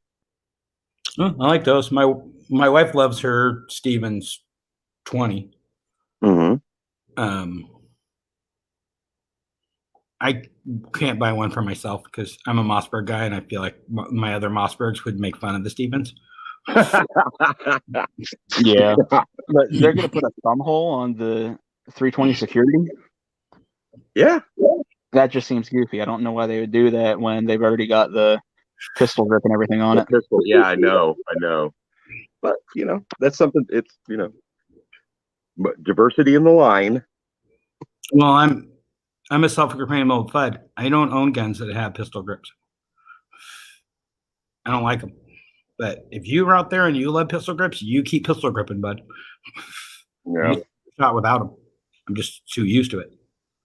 They mess me It depends up. on what it is.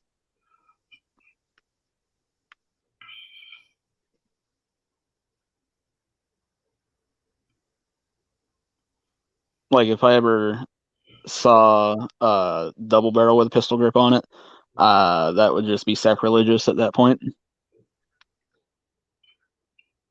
True. My coach gun's one of my favorite guns ever made.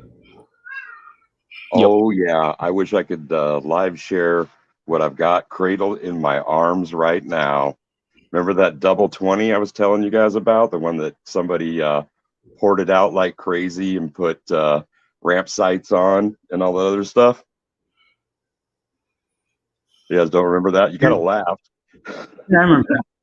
Yeah, it's right here. Couldn't resist it.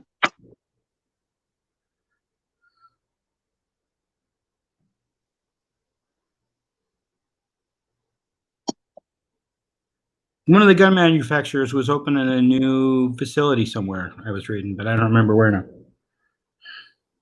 you remember which one?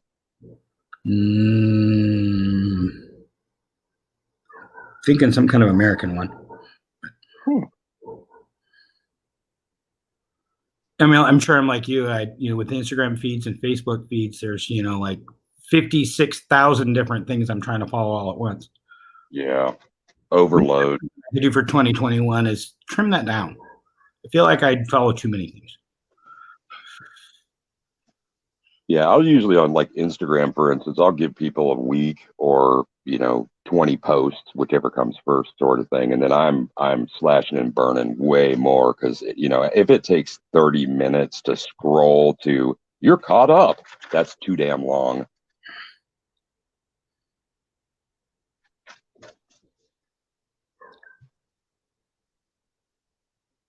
To answer MK's question out there is, you turn your camera on, you have a gun. That's a problem on YouTube, right? Yeah. They don't want to create an environment where it allows people to commit atrocities or to suicide themselves in front of people or do weird shit like that. So they put tracking software to see it and turn off the streams when they see it.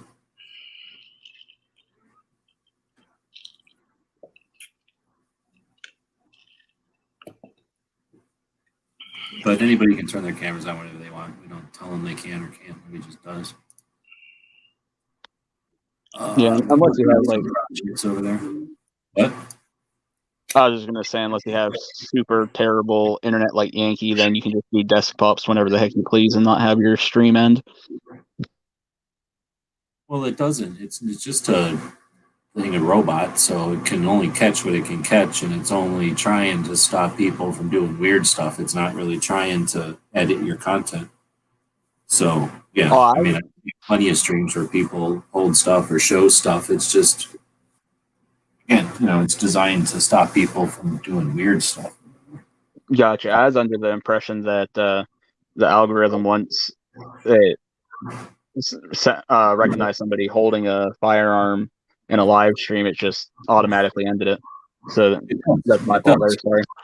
Yeah, it does. It just is a logarithm. It's not it's an AI or whatever. It's not perfect. It's just trying to, whatever, trying to affect that, what do you call it, environment in the community by doing that or whatever. But anyway, so you can get stressed out about it, or you can show something. It really doesn't matter. The worst that happens is your stream goes off. But it doesn't have a permanent effect to your channel, really. So that's how Yankee does them. Plus, I don't know. I imagine he's probably trying to get kicked off, because then he can say, hey, I got kicked off for doing a thing. So there's plenty of people that have been kind of like pushing their luck, trying to see where the boundary is or whatever.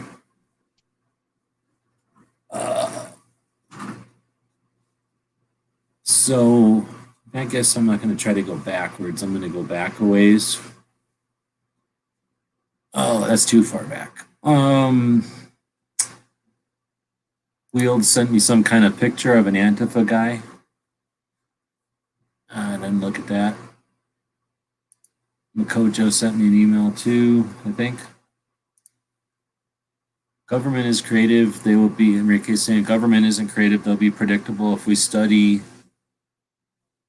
MOAs, who's that, revolution, its weak link is the Constitution and the public process for policy making will defeat their agenda. Maybe Mao's revolution. Yeah. The Red Revolution. So I don't know. He's probably talking about something we were talking about back then.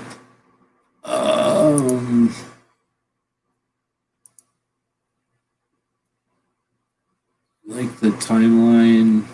I'm sure that the time of this was even. Well, this whole thing is timed for whatever the Senate's vote today, right? It was in correlation with that more than anything. That's something that's written down in the big laws. So anybody that posted or scheduled something for the same day, I would say that's this, I don't know what's going on with that kid, but if something with that kid was scheduled for today, that's Wisconsin's issue. They're the ones that either inadvertently or unintentionally or intentionally or, on purpose chose today to be the day to deal with that stuff also. I don't know what the salt march is. Probably a bunch of people marched with salt or on salt. No, that was it happened. It was Gandhi, and what they did is they were banned from making salt. They have to pay for salt, and for generations, just like their homespun, which was home weaving, that was also something that the British were outlawing. And so the whole idea in him moving from Western dress and doing homespun was to return the power to the people. The Salt March was leading just thousands and thousands of people to the sea in order to make salt, which the British were taxing. And they just got horribly beat down. The phalanx after, the phalanx just beat down, beat down, beat down, beat down. It was an unending stream of humanity.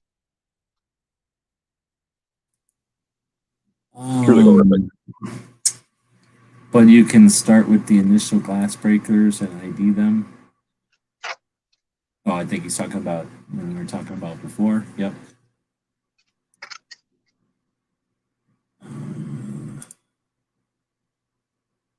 Thunder's out there.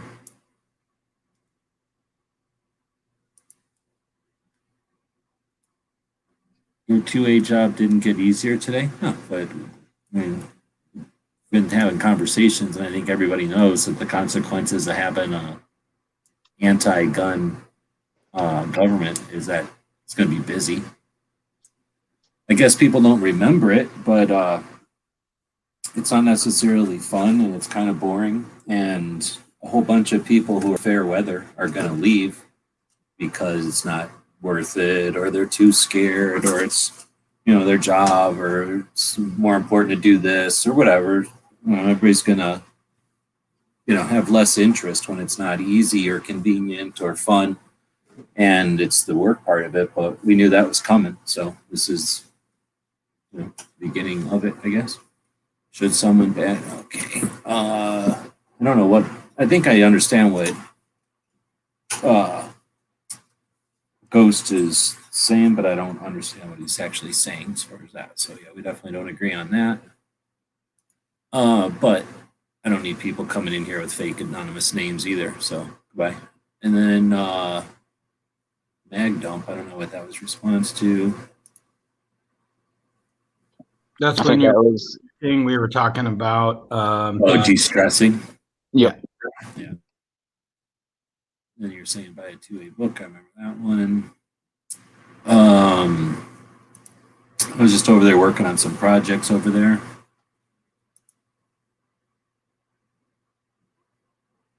I didn't read Freedomnomics yet. And I guess we're getting to the end. There you go again, saying, and then he would follow up with an actionable idea that worked. Brilliant. What? I always love President Reagan's comments. There you go again, saying. And then he would follow up with an actionable idea that worked. I don't remember that. Do you guys know what he's talking about? Yeah. Well, there you go again. Press conference stuff. No, I guess you mean like if they were like, oh, guns are bad. And he'd be like, well, there you go again. But really, guns aren't bad. And you're the one who's an idiot. And then here's what you should do. Shut up. And then they're like, oh, Exactly. okay. Yeah. But with a more, I don't know. I don't remember. Wasn't alive enough paying attention to Reagan, I guess. I was a little kid. Join us. That's where, well, it's like, hey, 2A or something. Smeggy Army? No. Smeggy's already done. Can we let DJ turn his camera? We've already gone into that. I guess that's it. That's 2 hours in. All right, well, so what do we have today? We had stuff's going to happen, and we're all going to sit around and have like the norm, and then we're going to decide like, oh, like today's a big deal. So the norm gets pushed aside, and then we all pay attention to something. And then we all talk about what happened and or watch it happen and get all stressed out and then talk about it after. And I don't know, the first couple of times that happened, it was boring. And then, you know, it's just the same thing over and over again. And then after a while, people started being like, well, let's do something about it. And I think you got, you know, some number of options of what to do. And everybody's going to either do one or two or some number of them and exhaust their patience trying to do things. And then they're going to either give up or find a new group that does different things to some level, I guess. I don't know, like does things louder or does things more often. I don't see too many people that stop and go, oh, you know what didn't work last time around? So why don't we try something different? Because last time around, you know, there was this situation and we were reacting to that and the whole thing was coming at us because of a different thing. But now this time it's happening and, you know, it's more of a consequence of this than anything else. And we've got 6 years on the issue and we got these new allies. So yeah, let's use the exact same strategy as before. Let's just yell our position really loud. And if they don't agree with us, we'll accuse and isolate ourselves or them. Like that's, you know what I'm saying? Like, when are we going to stop that? So I guess that's what I'm going to continue to start and stop the show with focusing on, that you choose what you're going to pay attention to. And I'm going to pay less and less attention to the shows that are literally just repeating stuff. You got all the right in the world to just be on Groundhog's Day or watch reruns of Seinfeld. You know, some people really like that shit. I didn't like it the first time I watched it, and after the second time the reruns were on, I figured out there's other stuff to watch, and I've never watched Seinfeld again. So a lot of people are gonna, watch. They're gonna observe what's handed to them, what's put in front of them, and I don't know how often people. I don't know how to do that. I don't know how to go through cycles of repeating the same thing and just get angrier, without getting angry at yourself for just not doing anything to change the situation. So I can understand when people get frustrated when they get sick of that process and they attempt to do something and they leave and they do put in effort, work, resources, time, money, and then the results aren't to their expectation. But I'm going to continue to have shows for the people that are willing to do all that and then do it again, and then do all that and succeed or fail and then do it again. And ideally, so that we can continue to have these kind of conversations that'll evolve, so that the people that are in it for their third or fourth time understand that other people were already here for their third or fourth time. And I suspect the people that are here longer than me wrote it all in fucking books. So we got to read this shit now. But eventually we'll start reading that stuff. We'll incorporate their concepts and their ideas and their strategies. We have failed strategies, right? We have an NRA that was corrupted by a couple of 12 or less individuals and a membership of 5 million people that watched it happen. And then instead of taking any kind of action or responsibility for it, or joining the groups that do exist to try to clean or change the NRA as members, instead of doing any of that or participating or even empowering or making aware, they're content to watch it burn, which is literally the same agenda that Bloomberg would write down on a fucking whiteboard if he sat down with a bunch of assholes that wanted to get rid of guns. And they said, what should we do? Have the gun owners take apart their own NRA for us for free. That would be the first thing they'd fucking write on their wish list. And we've got a bunch of people that are sitting there talking like I'm an asshole for even bringing that up, for suggesting that that's exactly what's happening. So whether or not you signed up with Bloomberg to take down the NRA, or you just sat there watching it, right? Not you, but the people that sat there watching it, we're not gonna, this isn't the time to bring them on board. I suspect this is the time to act. This is the time to have conversations that evolve. So don't participate and just watch, or participate and be part of the evolution. And that gives you something. I guarantee you haven't done this before, because I've been around and nobody's evolved a conversation to focus on our own environment and if we're being manipulated. So nobody's going to suggest that this conversation's happened before. But if you don't want to be part of this conversation, I don't give a shit. Go start a better conversation somewhere else. But otherwise, be part of the conversation or be part of the topics that we use in the text chat there. Eventually, this action will be either imitated or emulated by others, and then it will evolve, and then we'll be able to bitch about how it's not evolving fast enough, right? Because first we have to start it evolving so that we can get not satisfied with how fast it's evolving. You guys aren't even keeping up with me. I'm 3 steps ahead. I'm slowing down to bring y'all up to this level. But that's it. We'll be back tomorrow, and if you can keep up, there'll be homework.